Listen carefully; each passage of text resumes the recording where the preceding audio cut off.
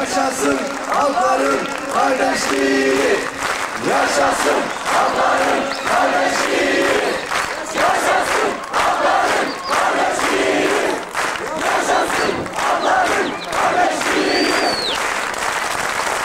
Biz dostluğa, biz kardeşliğe alkış çalıyoruz. Bu ülkede kimsenin ölmesini istemiyoruz. Biz kardeşçe, yan yana, beraberce yaşamanın yürüyüşündeyiz.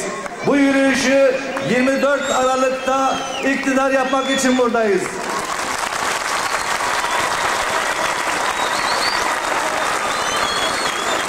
İşte bu yürüyüşe çıkarken bize rehberlik yapan ve Ankara'da sizin sesiniz olmak isteyen adaylarımız var içimizde. Şimdi mikrofona milletvekili adayımız Sayın İsmail Aslan'ı davet ediyoruz.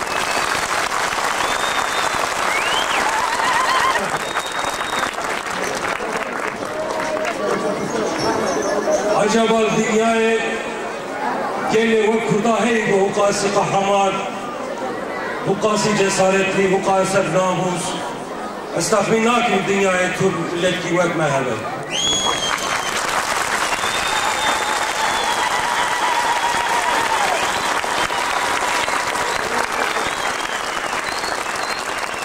Hısaya, yürekleme, kordeme, kızeme,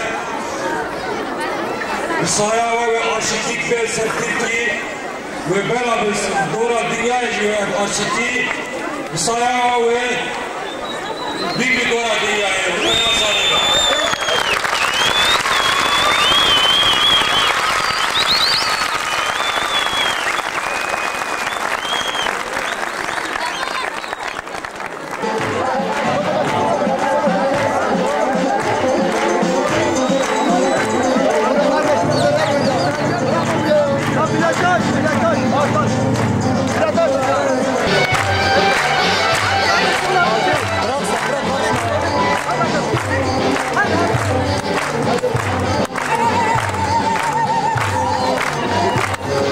Kaldır, parmağı kaldır.